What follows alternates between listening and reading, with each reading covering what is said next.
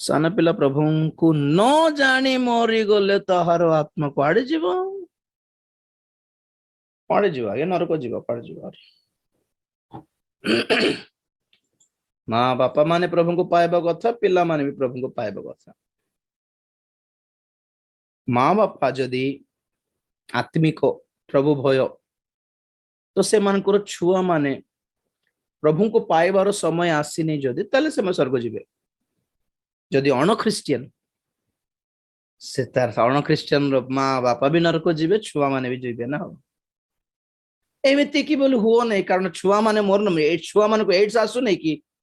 ଛୁଆ ମାନଙ୍କୁ ଏଡ୍ସ ଆସୁନି ନା, କ୍ୟାନ୍ସର ଆସୁନି, ଯନ୍ତ୍ରଣା ପାଉନାହାନ୍ତି କି ସେମାନେ ମେଡିକାଲରେ? ମା ବାପାଙ୍କର ପାପ ଲାଗି ଛୁଆ ମାନେ ମଧ୍ୟ ଯନ୍ତ୍ରଣା ପାଉଛନ୍ତି।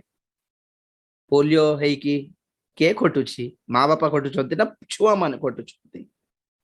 ମନୁଷ୍ୟର ପାପ, ମନୁଷ୍ୟର ଅଧର୍ମ ଅଭିଶାପ ରୂପ ଧାରଣ କରି ଛୁଆ ମାନଙ୍କ ଉପରକୁ ଆସେ। ସେଥିପାଇଁ କୁହାଯାଉଛି ପରିତ୍ରାଣ ପାଇଯାଉ ବୋଲି। ପରିତ୍ରାଣ ନ ପାଇକି ଯଦି ସୁଯୋଗ ଅଛି, ତାହେଲେ ପରିତ୍ରାଣ ପ୍ରଚାର ଏତେ ଜୋରରେ କାହିଁକି ଦେବା ଦରକାର ପଡୁଛି? ନଷ୍ଟ ହେଇଯିବେ ସେ ମାନେ ନଷ୍ଟ। ବୁଝିଲେ କି? ବଞ୍ଚିତ ଥାଉ ଥାଉ ତ ଯନ୍ତ୍ରଣା ପାଉଛନ୍ତି ଛୁଆ ମାନେ।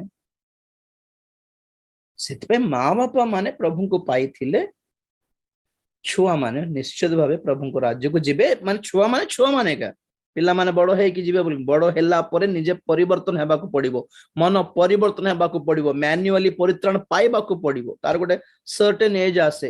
3 ବର୍ଷର ଛୁଆ, 4 ବର୍ଷର ଛୁଆ, 8-9 ବର୍ଷର ଛୁଆ, 10 ବର୍ଷ ଭିତରେ ବୋଲି ଭାବୁଛି, ମୋର ହିସାବରେ 10 ବର୍ଷ ଭିତର ପର୍ଯ୍ୟନ୍ତ ସୁଯୋଗ ଅଛି। ଛୁଆ ମାନେ ଟିନେଜ ଆସିଲା ପରେ ଦୁନିଆକୁ ଚିହ୍ନନ୍ତି।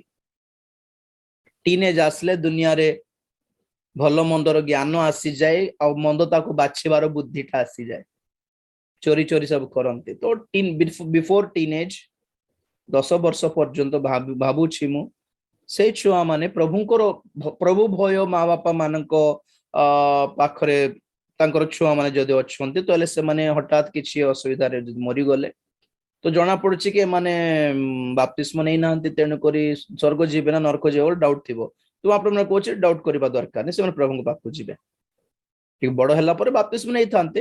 ସେଥିପାଇଁ ଛୁଆ ମାନଙ୍କୁ ସଣ୍ଡେ ସ୍କୁଲ ବି ପଠାଇବାକୁ କୁହାଯାଉଛି। ଛୋଟ ବୟସରୁ ପ୍ରଭୁଙ୍କ ବିଷୟ ଜାଣନ୍ତୁ, ଛୋଟ ବୟସରୁ ପ୍ରଭୁଙ୍କ ଠାରେ ପ୍ରାର୍ଥନା କରିବାକୁ ଶିଖାନ୍ତୁ। ଆପଣଙ୍କର କଣ ପଇସା ଖର୍ଚ୍ଚ ହେଇଗଲା ପ୍ରଭୁଙ୍କ ବିଷୟରେ କହିବା ପାଇଁ ଛୁଆ ମାନଙ୍କୁ? ଛୋଟ ଛୋଟ କୁନି କୁନି ଛୁଆ ମାନେ ପ୍ରଭୁଙ୍କୁ ଗୀତ ଗାଉଛନ୍ତି, କୁନି କୁନି ଛୁଆ ମାନେ ବଢିଆ ପ୍ରାର୍ଥନା କରୁଛନ୍ତି। ମୋ ଝିଅ ଗୋଟେ ସୁନ୍ଦର ପ୍ରାର୍ଥନା କରି ଜାଣେ, କାନ୍ଦ ଲାଗିଯିବ। ଏତିକି କରି ନ ଜାଣିକି ମରିଲେ କୁଆଡେ ଯିବ ବୋଲି ହୁଅ ନାହିଁ। ଛୁଆ ମାନେ ପ୍ରଭୁଙ୍କ ରାଜ୍ୟକୁ ଯିବେ, ଅଣଖ୍ରୀଷ୍ଟିଆନ ମାନଙ୍କର ଛୁଆ ମାନେ ଯିବେ ନାହିଁ। ଚକ୍ଷୁ ବନ୍ଦ କରିବ, ପ୍ରାର୍ଥନା କରିବ। ପ୍ରେଜ ଦ ଲର୍ଡ।